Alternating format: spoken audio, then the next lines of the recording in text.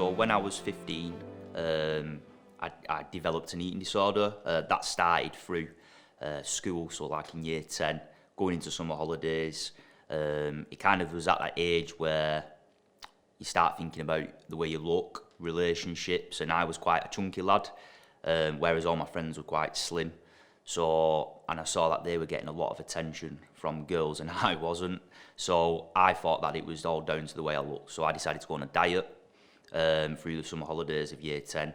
Came back in year 11, lost a bit of weight, but I'd had a massive growth spurt. And all the comments coming on the first day saying, "Oh, Ben, you're looking really good now, you've lost some weight, and, you're looking much better," and all that. And a lot of the comments were from the girls. And I thought, something just kind of stuck in my mind, and I thought, I feel like really good. Like, I was buzzing, like, with all these comments that were coming. And then, obviously, the more that people saw me, they just got used to the way I looked. And eventually, the comments stopped. And I'd almost became addicted to this feel-good vibe. So I thought, how can I lose some more weight? And I decided to just kind of take a diet up to a notch where I was only having 3 meals a day. The comments started flowing again, and then they stopped because people got used to the way I looked, and then it just turned into 2 meals a day, then 1 meal a day, and then eventually I was on no meals a day. And that was over a period of like 6 to 8 months. And in that year as well was my GCSEs. So I went to quite a high achieving school where there was quite a bit of pressure on pupils to do well. So I just, I think it was a mixture of the pressure and this current self-doubt about the way I looked and stuff like that. So it became an issue that I knew deep down there was something wrong with me, but nobody else did at the time, and I became very secretive, very manipulative. I began to throw away food on the way to the bus stop. I was putting plates in the dishwasher that I hadn't ate off, but it just looked like I'd had something to eat to my mum and dad so that they didn't find out. And eventually it got to a stage where my mum and dad started questioning, like, why are you losing all this weight if you're saying you're eating? So I went to the GP. The GP just said, yeah, it's just puberty. Went back a few times and he was like, yeah, this is normal for a lad your age and all this. And I was dead happy about that because I was still in control of what I was doing. And eventually my dad was like, nah, there's still something not right. So we went to see a private paediatrician, and instantly, he diagnosed me with anorexia nervosa. So he referred me to CAMS, which was like the community adolescent mental health team. And then on assessment of that appointment, I was admitted to hospital because my pulse was like 16 beats per minute. I was about 40 kilograms. And I was literally on death's door. I was borderline cardiac arrest just because of the starvation. Went to the hospital and I was on a refeeding program for 6 weeks, which consisted of me basically being nose fed because I'd now developed this illness where I thought I was fat even though I was human skeleton. I thought that I had body fat all around my thighs and my hips and my face, when in actual fact there was nothing to me. I was just bone and skin. And then that first night in hospital, I had a cardiac arrest from, again, just my heart just stopping beating because it didn't have enough nutrition to keep it beating. So I was restarted twice that night, and then they were basically like, right, Ben, if you don't start to eat, then you're going to die. But because I'd now developed a voice in my head, I'd suddenly thought that I was fat and I can't eat because if I eat, then I'll put weight on.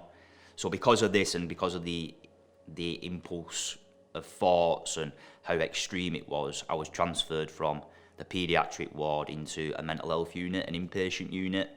And I was there for 12 months. And through that time, again, it was a refeeding program. But because the control had been taken off me, the food, I'd begun to use control from elsewhere. So I began to self-harm. I tried to take my own life about 6 times because I just couldn't carry on anymore. And then through that time, obviously, I had like psychological therapy and occupational therapy and all them things, to eventually I was discharged back into community services when I was 18, transferred to adult services because obviously I was now an adult. And then, things kind of picked up then. It wasn't an overnight, recovery. I would say it was about 6 or 7 years where I was in and out of services, got a full-time job eventually, managed to hold that down. And then, yeah, things really started to pick up when I got a job in a mental health unit. So I was now a support worker to the people who were now patients, where so kind of the roles reversed, and I was able to kind of help them patients because I'd been through what they're going through. I'd been in a unit, what they are now in. You know, I'd suffered from similar illnesses to what they had, and that, I got a real sense of reward. So I decided to kind of take that as a career going forward, shall we say, and decided to start doing mental health awareness and in particular eating disorder awareness, because I don't think it's very well heard of from a male's perspective. And then, yeah, I joined the police, went into the police, and then, yeah, I am where I am now. So, from your knowledge and experience, what is an eating disorder and what types are there?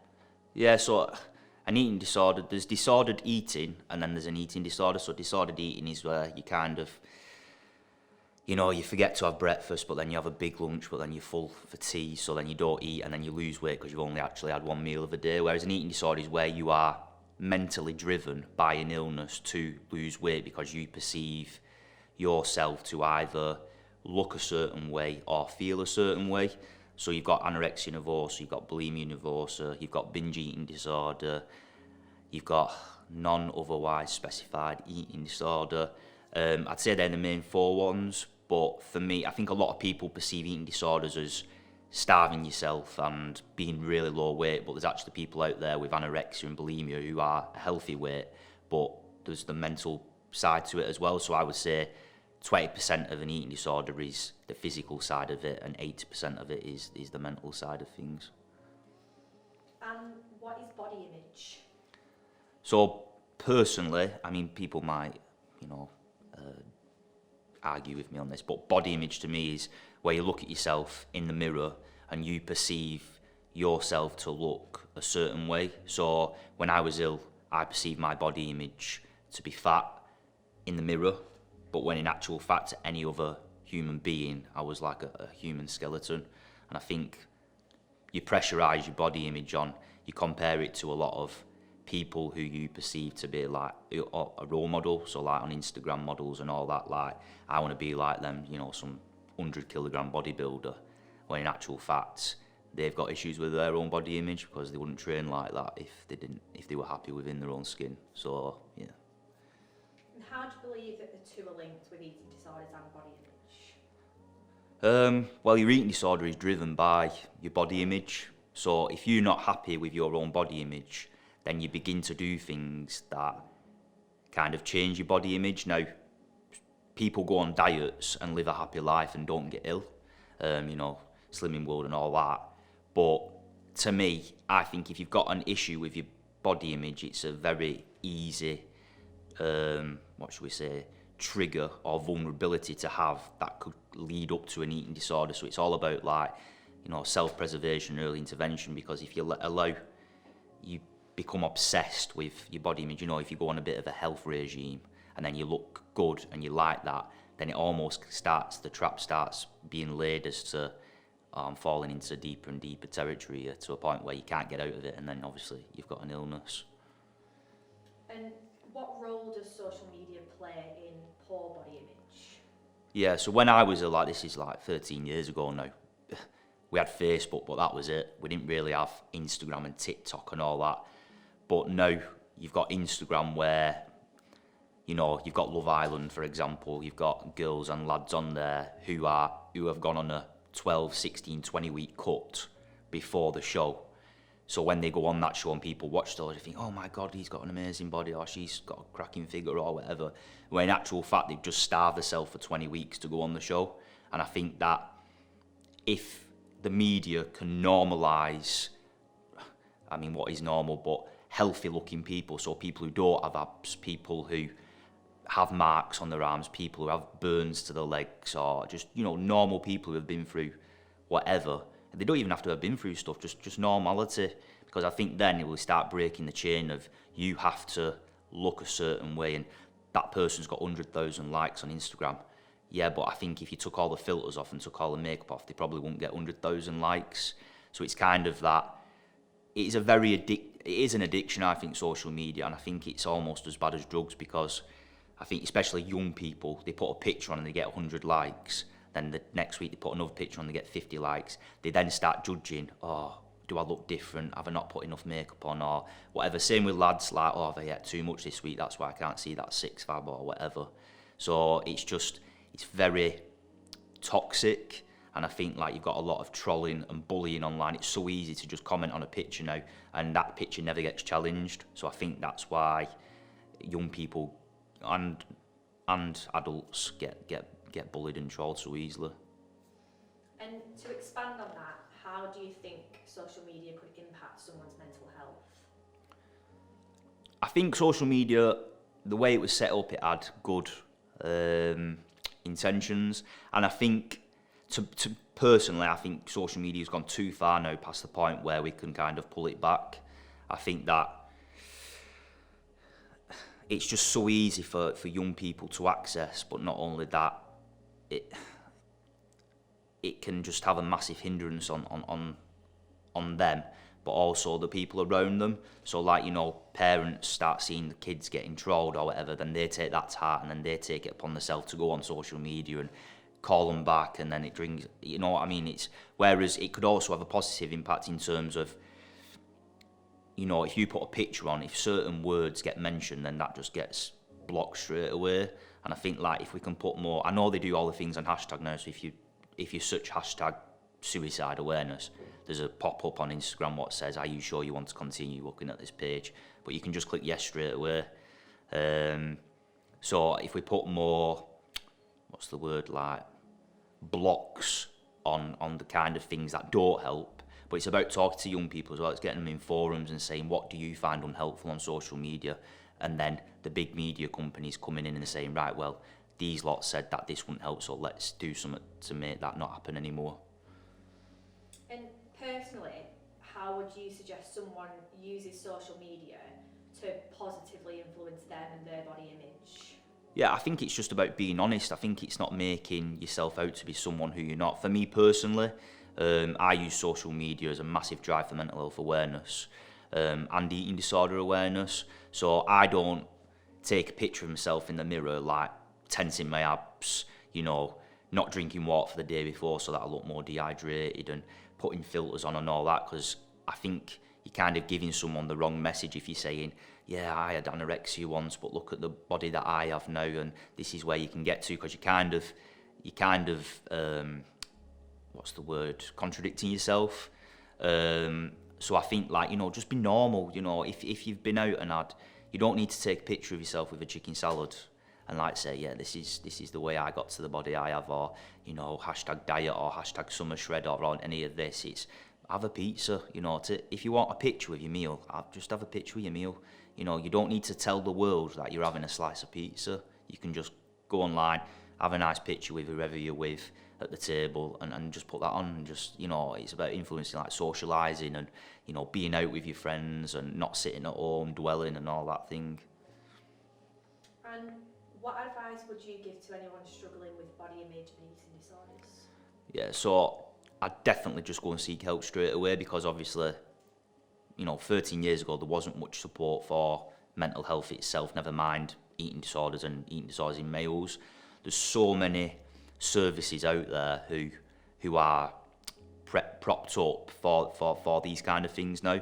And I think, like, if you're in school, go and speak to your school teacher. They can signpost you onto your GP can signpost you onto services. But even just something as simple as speaking to your parents or your friends or someone you feel close to and confident with. Because if you let it build up and build up and build up, it just turns into a problem that becomes too big. Whereas if you got something on your mind, speak about it, because it's not worth letting it dwell and grow. I wish I would have. There was people to speak to, but I just didn't know that there was people to speak to. And I think that people are so much more aware now of mental health and eating disorders and body image problems that they can, if they can't help you, then someone can, and they can help you move on to that person. But for me personally, it's just about speaking about it, you know, because you probably know when something's festering so long, as soon as you talk about it, it's like a weight's been lifted off your shoulders. And just know that there is help out there. You may not feel it, or you may not think that anybody can help you, but someone out there can help you. But the only person who can help you the most is yourself, and that is by asking for help. And lastly, following on from that, where would you suggest or advise someone could go to for help? Yeah, so you've got Beat, which is the UK's eating disorder charity. WhysUp, you know, you've got services through that. You've got your GP. You've got, you know, if you feel really bad about yourself, you can even just go down to your local A&E, and they've got a mental health team there 24/7. You can talk to a professional about it. You've got Mind. You've got all the charities there are. Your schools, your teachers, you know, the mental health first aiders in there. And just because it's mental health doesn't mean that it should be treated any differently to your physical health. You know, if you've broken a leg, you won't just leave your bone hanging out your leg, would you? You go to hospital and get help for it and get treatment for it. And it's the same with your mind. If there's something wrong with it, then you need to go and get treatment for it. So what I'm trying to say is don't suffer in silence, and get the help you need as soon as you can.